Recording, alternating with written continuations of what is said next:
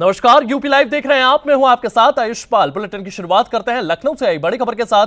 CM Yogi Adityanath ने industrial development की समीक्षा की है, प्रोजेक्ट्स की प्रगति, इसके साथ एफडीआई प्रस्तावों पर भी सीएम की ओर से चर्चा की गई है। औद्योगिक क्षेत्र में बेहतर इंफ्रास्ट्रक्चर पर सीएम की ओर से जोर दिया गया है। बेहतर तरीके से यहां पर इंफ्रास्ट्रक्चर बनाया जाए, इसको लेकर भी अधिकारियों के साथ बातचीत करते हुए सीएम योगी आदित्यनाथ नजर आए हैं। अधिकारियों को सीएम योगी ने सख्त निर्देश दिए हैं। तो औद्योगिक क्षेत्र में बेहतर इंफ्रास्ट्रक्चर को लेकर के यहां पर अधिकारियों को निर्देश दिए गए हैं। उनकी ओर से कहा गया है कि औद्योगिक क्षेत्र जो भी है वहां पर इंफ्रास्ट्रक्चर जो है उसे पुख्ता तरीके से बनाया जाए, अच्छे से बनाया जाए। इन तमाम चीजों को लेकर के अधिकारियों पर जोर दिया गया है। अधिकारियों को सीएम योगी ने सख्त निर्देश दिए हैं।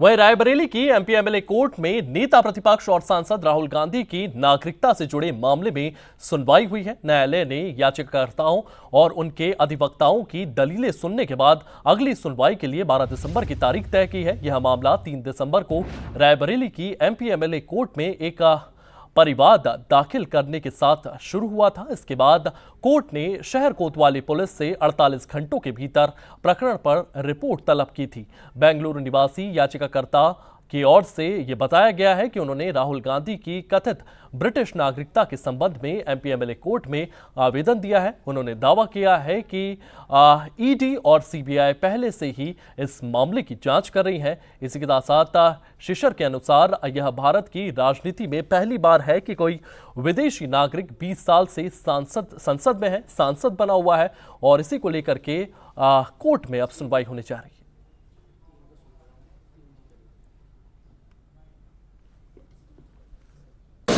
आज माननीय न्यायालय ने बहुत पेशेंटली सुना, लगभग 2 घंटे हियरिंग चली। न्यायालय ने सारे डॉक्यूमेंट्स देखे। हमें आशा है कि एफआईआर दर्ज हो जाएगी। आगे की सुनवाई के लिए नेक्स्ट डेट दी गई है। अब आगे जो बचा हुआ मैटर है कोर्ट आगे सुनवाई करेगी, उसके बाद कुछ डिसीजन लेगी। डॉक्यूमेंट्स हमने ऑलरेडी कंप्लेंट के साथ लगा रखी हैं। हमारे पास बहुत सारे डॉक्यूमेंट्स हैं जिसमें कंपनी रजिस्ट्रेशन का सर्टिफिकेट है। उन्होंने यूनाइटेड किंगडम ने एक बैकऑप्स नाम की कंपनी स्टैब्लिश की थी इन द ईयर 2006। उसमें उन्होंने अपनी नेशनलिटी ब्रिटिश लिखी हुई है और बहुत सारे डॉक्यूमेंट्स हमारे पास। इसी बीच एक और बड़ी खबर सामने आई है। एसआईआर को लेकर के सुप्रीम कोर्ट के निर्देश पर यूपी के डिप्टी सीएम केशव प्रसाद मौर्य का बयान सामने आया है। सभी बीएलओ स्वेच्छा से काम कर रहे हैं, किसी पर काम का कोई दबाव नहीं है। राहुल गांधी के बयान पर सीधा निशाना उनकी ओर से साधा गया है। तो केशव प्रसाद मौर्य का यह बयान सामने आया है, यूपी के डिप्टी सीएम का यह बयान सामने आया है। सभी बीएलओ स्वेच्छा से काम कर रहे हैं, उनके ऊपर कोई दबाव नहीं है। इसी के साथ राहुल गांधी पर भी निशाना उनकी ओर से साधा गया।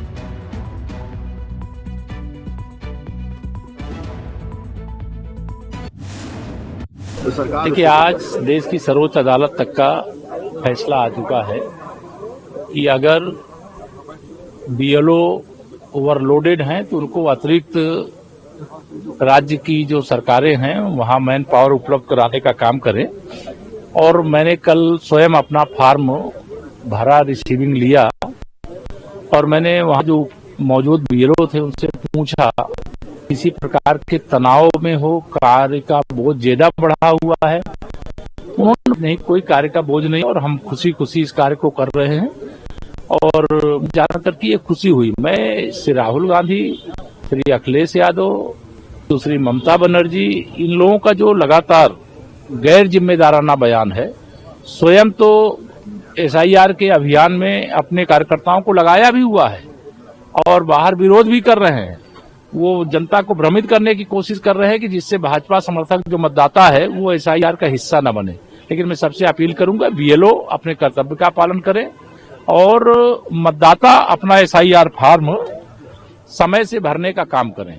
और यह बहुत अच्छे ढंग से प्रक्रिया चल रही है। आज मैं प्रयागराज में हूं और यहाँ पर भी गति बढ़ी है बहुत अच्छी, और शहरी क्षेत्रों में थोड़ा शिथिल था मामला, लेकिन आज का फीडबैक है पार्टी के कार्यकर्ताओं ने बहुत मेहनत की है और लगातार मेहनत करेंगे और एसआईआर की प्रक्रिया में भारतीय जनता पार्टी का कार्यकर्ता पूरी दमखम से लगा हो।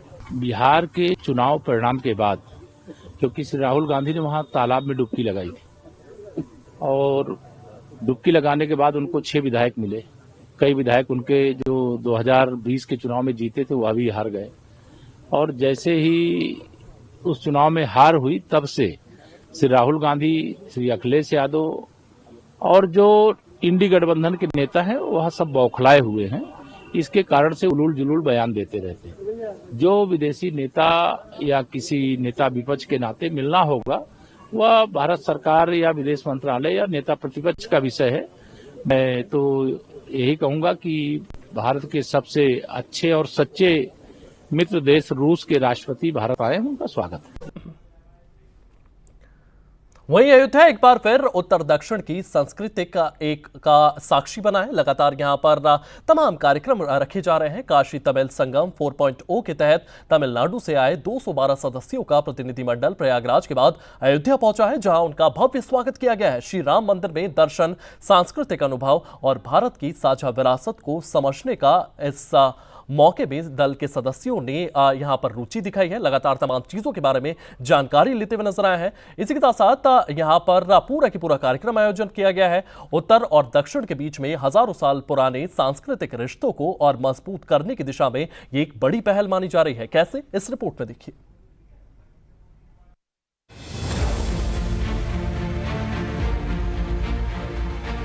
काशी तमिल संगम 4.0 के तहत तमिलनाडु से आया 212 सदस्यों का प्रतिनिधि मंडल गुरुवार को प्रयागराज के बाद अयोध्या पहुंचा। यह पूरा कार्यक्रम उत्तर और दक्षिण भारत की साझा सांस्कृतिक विरासत को जोड़ने की एक खास पहल है। प्रतिनिधि मंडल में छात्र, शिक्षक, कलाकार, विद्वान और विभिन्न क्षेत्रों से जुड़े लोग शामिल हैं। अयोध्या पहुंचते ही सभी सदस्यों का गर्मजोशी से स्वागत किया गया और उन्हें श्री राम मंदिर के दर्शन के लिए विशेष व्यवस्था के साथ ले जाया गया। कई सदस्यों ने कहा कि पहली बार अयोध्या आना उनके लिए बेहद दिव्य अनुभव है। Yeah, I feel very divine here. This is my first time visiting Ayodhya, and it's my dream from since the temple was open. And today, because of Narendra Modi ji, and we got the chance to visit Ram Mandir today. I'm feeling happy, and all the students are very feeling divine to attend this and get the blessings from Lord Rama. इससे पहले यह दल प्रयागराज पहुंचा था, जहां उनका परंपरागत रीति रिवाजों से स्वागत किया गया। इसके बाद प्रतिनिधि मंडल अयोध्या आया है। दल में मौजूद छात्रों और युवाओं ने कहा कि उत्तर भारत के इन ऐतिहासिक और धार्मिक स्थलों को करीब से देखना उनके लिए अविस्मरणीय आध्यात्मिक अनुभव है। कई सदस्यों ने इस यात्रा को दिव्य और सांस्कृतिक रूप से समृद्ध करने वाला बताया। I'm coming from Kashi 4.0 Tamil Sangamam. My hearty congratulations and thanks to my Prime Minister Narendra Modi ji. He is the only reason I am coming here for the Rama Janma Bhoomi and Rama Temple. I am very proud and I am very blessed to stay here, Rama Janma Bhoomi here. And hearty thanks to my Prime Minister Narendra Modi ji and UP Chief Minister Yogi Adityanath ji also. I am very thankful for this wonderful giving opportunity for me. My entire Tamil Nadu, I will wish both of them very proud of them. Kashi Tamil संगम 4.0 इस बार और भी बड़े पैमाने पर आयोजित किया जा रहा है। तमिलनाडु से अलग अलग बैच में कुल 1400 से ज्यादा प्रतिनिधि काशी, प्रयागराज और अयोध्या की यात्रा कर रहे हैं। इस कार्यक्रम का उद्देश्य भाषा, संस्कृति, परंपराओं और ज्ञान परंपरा के स्तर पर उत्तर और दक्षिण भारत के संबंधों को फिर से मजबूत करना है। IRCTC की देखरेख में पूरे दल के ट्रांसपोर्ट, भोजन और ठहरने की व्यवस्था की गई है। अयोध्या दौरे के बाद प्रतिनिधि मंडल वाराणसी लौटेगा और फिर अपनी विशेष ट्रेन से तमिलनाडु वापस रवाना होगा। यह यात्रा एक भारत श्रेष्ठ भारत की भावना को मजबूत करने का महत्वपूर्ण कदम माना जा रहा है। सूर्य समाचार के लिए अयोध्या से ब्यूरो रिपोर्ट।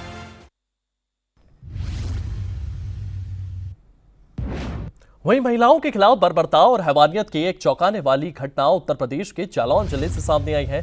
यहां एक नवविवाहित युवती ने राज्य महिला आयोग की अध्यक्ष बबीता चौहान के सामने अपने पति और ससुराल वालों के अत्याचारों की दर्दनाक दास्तां सुनाई है, जिसे सुनकर आयोग की अध्यक्ष भी स्तब्ध रह गई हैं।